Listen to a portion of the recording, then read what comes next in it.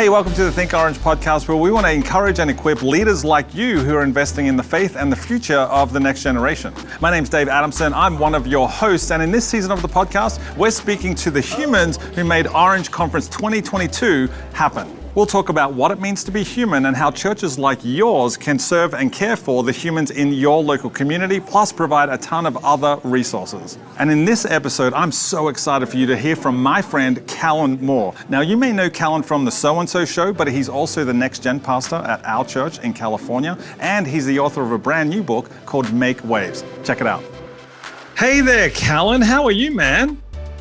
I'm doing great, Dave. Great to hear from you and see you. It's so good to see you too. Before we get into what we want to talk about, the book, Make Waves, we're going to talk about that a little bit and unpack that more. I would love to get a life update from you. For the podcast listeners or viewers on YouTube, Kellen and I have known each other for a while, but I don't think we've seen each other for like 2 years, right? Wow. Yeah, since when you left. I think I saw you a month before you left, yeah. Yeah, and then you stopped taking my calls and you ghosted me. Deleted. Yep. Oh, wow. Deleted and blocked. Classic millennial. That's what I do. Classic millennial. Hey, so give us all a really quick update. And actually, this is a good way to introduce you as well. Give us an update on your life, what you're doing, and what's going on in your family life now as well. Yeah, quickest update. Katie and I have our 2-year anniversary in about a month from the time of us recording this, which is awesome, the end of May. Still Next Gen pastor at our church, doing great stuff there. We currently, as of this moment, me talking, we are currently in escrow for our very first house. Katie and I getting our very first house. So anyone listening and watching this, if you've ever bought a house, that's the stress that I'm under right now. It's super fun, and they don't prepare you for it in life. So doing that. And then on top of that, I became an uncle for the second time. My older brother had a little baby named Kobe, like Kobe Bryant. So Kobe, and I'm just elated and can't wait to get out to North Carolina to meet little guy. So yeah, life is going. I'm doing great. And on top of it, I wrote a book. So there's that. Yeah, I don't know how you find the time to do all that, but thank you for that little update there. So let's talk about the book. The book is called Make Waves. It's a devotion. Yes. Tell us, who did you write this for? Yes, this devotion was kind of is a passion project, and I was honored to be a part of this. So my favorite age of students to work with are preteens. Preteens and middle schoolers are like my absolute favorite. I will put it on record for the rest of my life. And so this book is geared towards preteens. So those kids going through, I'm going to say it, going through puberty and trying to figure out life. This is a perfect devotion to get them connected on just their life and connected with God at the same time. Why, Kellen, why do you have such a passion for preteens and middle schoolers? What is it that draws you to that phase in life? Yeah, man, I love that question because it's super simple for me. I love preteens. I love middle schoolers because one, they're still silly. They're still goofy, but they want to be treated like they can handle responsibility well. So I love that balance of like, don't treat me like a kid, but don't treat me like an adult either. They're kind of in that middle stage of like, who am I? What do I do? And so I love just that moldable stage where it's like, hey, you guys are going to make decisions. So like your parents are now asking you, hey, are you going to be getting up on time versus I'm going to wake you up? They're like that in between of figuring out how to be a human. And so I love it, and they're fun, and it keeps me being silly because you know me, I'm a silly dude, and I love being silly. And high school tend to shun me because I still want to dab, but it's not cool. So that's why I love preteens. I feel like you're a seventh grader for life or something. Like that's the stage that you're in, and maybe that's got something to do it. Yeah. Yes, I learned the adult stuff like taxes and purchasing a home. I learned all the adult stuff. But I love just like, that age of seventh grade for life. Love it. So the book is called Make Waves, and it's a devotional book, right? What sort of stuff do you cover in the book? So we do a 9-week walkthrough of the fruits of the Spirit. So starting with love all the way through self-control, we walk through all 9 of the fruits of the spirits, and we called it Make Waves because we believe, we being me and the people that I got to partner with this on, we believe that every decision you make has a ripple effect in your personal life, in your public life. Yeah. And so we just want to help equip kids on like making the appropriate and correct waves for God in this world. Wow, that's really cool, dude. So what are you hoping that a middle schooler who reads this book, what's the one thing that you hope they take away from it? Oh, yes. I hope that they walk away discovering what God wants to do in them and through them in this world. Very simply, finding that discovery. Yeah. I guess that's the idea of making waves, right? You want to make waves in culture, make waves in society. Kids, do you find that middle schoolers, and this is a kind of a cultural question, do you find that middle schoolers or high schoolers are the ones who are on the bleeding edge of culture and the ones who are setting the trends? Yeah, I totally think they are. I think 20-somethings have probably a bigger voice because they have platforms and they don't have to ask permissions to speak and things like that. Yeah. But I really do think teenagers carry that momentum, and they do have a say once adults give them permission and give them access to let people hear their voice. Once they're given that, like that camera, once they're given that permission to speak their mind, boom. Yeah. Teenagers, I believe, are on that precipice of change. Yeah, I totally agree. So again, I'm moving away from the book because I'm asking the questions that I'm interested in at the moment. I'm going to come back. Yeah, let's do it. I promise. So, and part of this is selfish because I've got teenage daughters, right? So, Kellen, as a youth pastor, or for all the student pastors who are listening to this or watching this, with teenagers having that much influence, because I really believe that they do, how do you, in your position, your role as the next generation's pastor at your church, how do you funnel that influence so that a student ends up on the other side of that with their faith still intact? Yeah, that's a great question. And I think I am going to tack this to like a waves analogy. Yeah. I feel like the students, they're designing and they have built this boat. And all they need is someone to help show them how to steer the rudder. Because we all know the rudder is like the smallest piece of the boat. And if you steer it left or right, it dictates the entire ship. And so I feel like we as youth pastors, youth leaders are holding that rudder. We're in the boat that they've built. We're in their world. We're in the boat that they built. And all they are doing is allowing us permission to left or right the rudder and show them like, hey, you can go right, but let's learn a little bit about the water. You see that dark area up there? That's a storm. You can go that direction. Yeah. And we have prepared, and you're going to be able to withstand that storm. Or is there a better path for you to take that may avoid a lot of these chaotic things that can come up in your life? And so I feel like I'm not steering the boat. I love students that you steer your boat. Just give me a small piece of influence, and I'll show you the direction that boat should be going. Yeah. So when it comes to the fruits of the Spirit, Kellen, how do the fruits of the Spirit help with that rudder? Does that influence the way that they go in any way? Yes. And we definitely discuss it in the book. Love, peace, joy, patience, goodness, kindness, all of those things. When you apply those things to your life, when you discover who God is, when you discover who you are in God, and you discover what these little tiny things of love. And I know, let me use an example of kindness. Yeah. Kindness is one of my favorite words, being kind. My wife, Katie, is the kindest human I've ever met on this planet Earth. And the Lord has blessed me with her in that. But if we use kindness, the world talks about it all the time. We have talk show hosts who use kindness as their spokesword. We have people out there where it's like kind, kind, kind.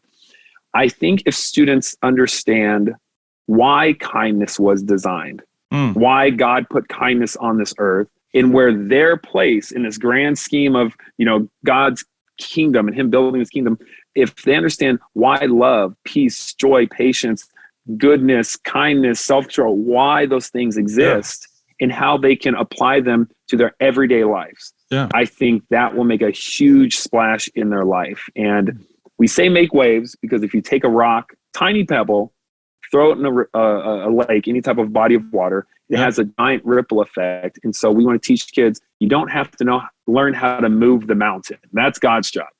All we have to do is learn these little pebbles and the effect that they have when you throw it into the ocean of life.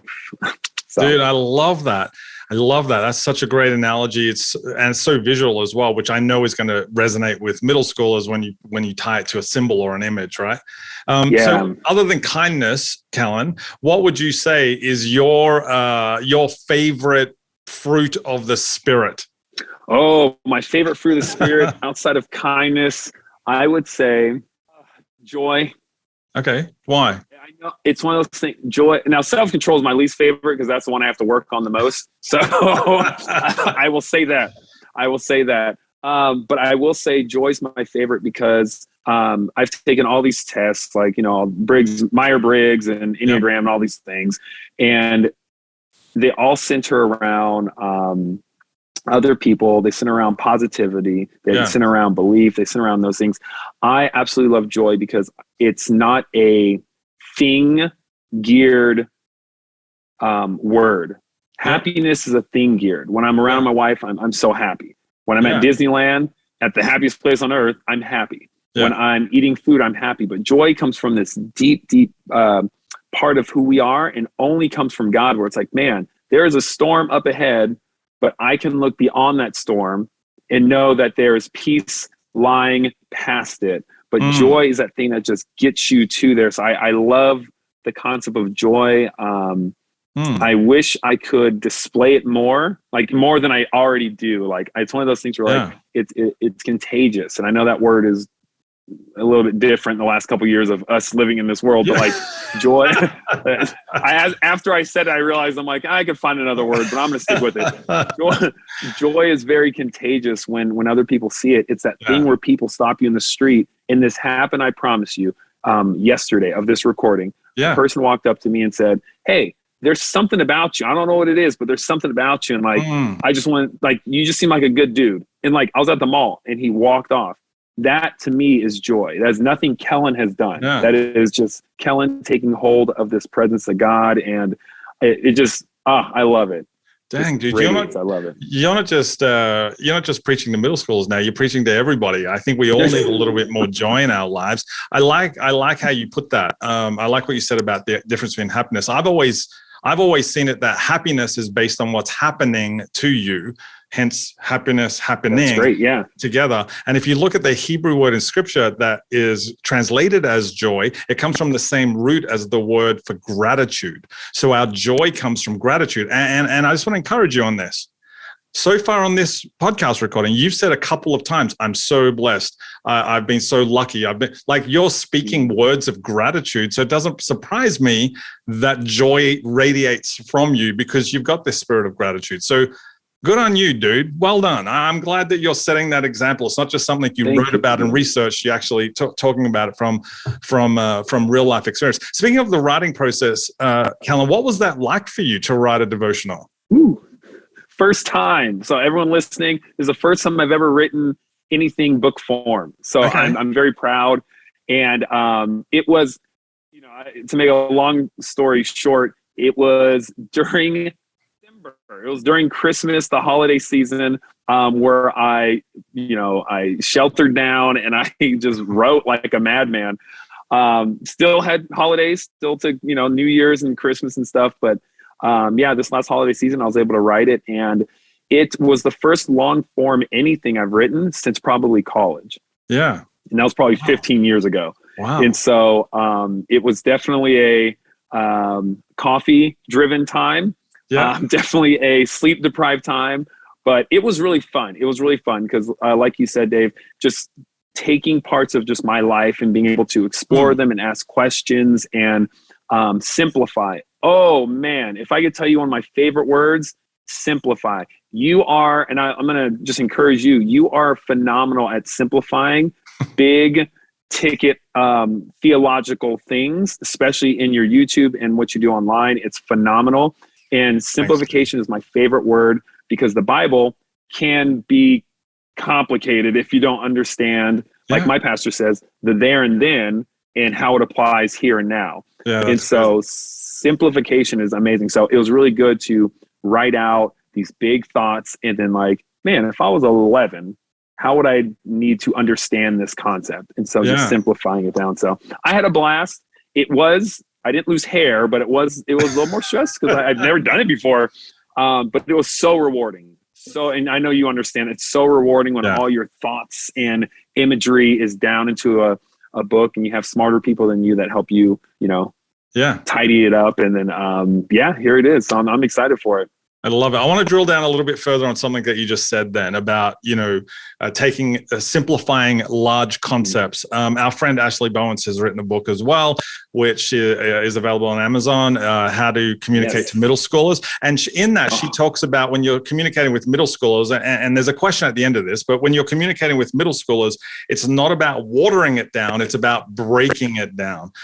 How important was it to you in writing this devotional to break down those fruits of the Spirit? I mean, there's words in there, let's be honest, there's words in there that we don't typically use in everyday life, words like self-control even. I mean, that's not something that people normally talk about. How important was it for you to break down those words so that middle schoolers could understand them in a written form? Man, I love that. I love that example you gave that Ashley writes about in that book. I'm stealing that because I absolutely love that. Sorry, I've already stolen letting everyone know. It's so good. I've already stolen watering down makes everything taste worse. You ever had watered down coffee? It's just worse. But once you understand how to break it down, the components in it, you actually enjoy it a lot more. And so breaking down, it was so important. Like I would not have finished this book if I didn't make that a focal point. Because thinking back to me as a 11-year-old, which is sometimes hard, I think, for older people, is going back and like putting yourself in that seat. Because some people listening here probably said, "Oh, I hated my preteen years. I hated being a middle schooler." I enjoyed it. I remember the ridicule and the stuff like that, like every person gets, or the onset ridicule in their mind. We all have done that. But it was important to break it down because I'm like, if I'm 11 and I'm trying to teach myself self-control that, like I said earlier, I'm still working on, how do I break it down where the student or the kid reading it doesn't feel dumb or degraded if they can't do the practical steps? And so within the book, I believe every week has about 5 days per week. And at the end of every day, there's an activity or a question, something that the kid must do in order to apply what they've just read. Okay. And that application, I think, is a great breakdown, whether it's a word search, whether it's a letter they have to write themselves, whether it's a go out and find what I call in the book a swimming buddy to help you memorize scripture. I'm very on brand in this book, and it's pretty awesome. just saying, it's really awesome. Before I finish this thought, inside the very first word of the very first book I've ever written is cowabunga, and I absolutely love it. I don't know if it's the Ninja Turtle fan in me, preteen Kellen loving Ninja Turtles, but the fact that cowabunga from this Southern California boy is the very first word of my book. But like every activity breaks down the thing they just learned. So it's very important. This book wouldn't have worked if I didn't break things down. Okay, I'm going to pick up on something else you just said in your answer and ask you another question. You talked about there's practical applications associated with this book, and one of them is to write a letter. If grown man, husband, about to be a homeowner, Kellen, could write a letter to 11-year-old Kellen about the fruits of the Spirit, what's the one or two sentences you would say? 11-year-old, I would say memorize them. And I still have a best friend that I did at the time. So his name's David. So it's a great name, David. This is awkward now. Thank you. Yes. It is weird. Ooh. Wow. We're being best friends since we were 11. I love it. There's nothing to be ashamed of. Like, we shouldn't be embarrassed about that. Oh, it's not me? Now it really is awkward. Different David. I would say memorize those fruits, because I wish I applied them sooner in my life. And not use David, but lean on David for accountability, because he was my best friend since third grade all the way through all my primary and secondary school. So he was with me the whole time.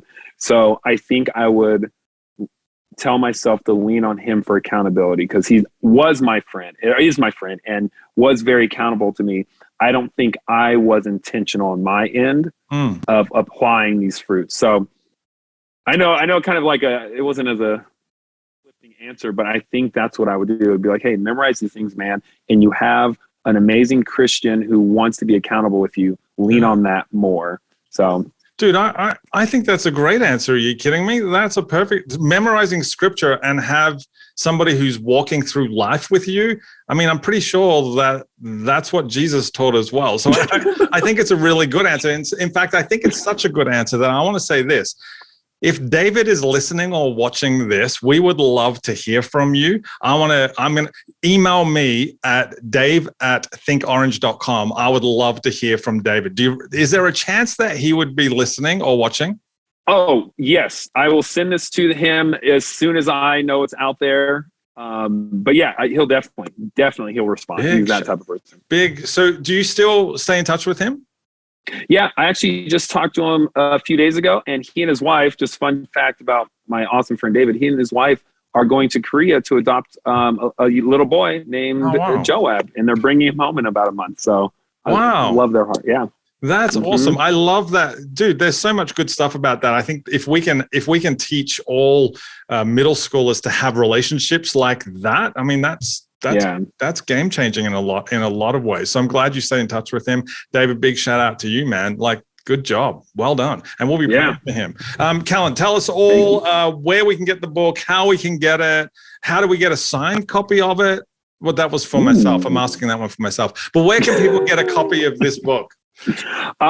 You can go on Amazon.com. You can search Make Waves. You can search Kellen Moore. I have an author bio on Amazon. Who am I? So yeah, you can go on Amazon to pick it up.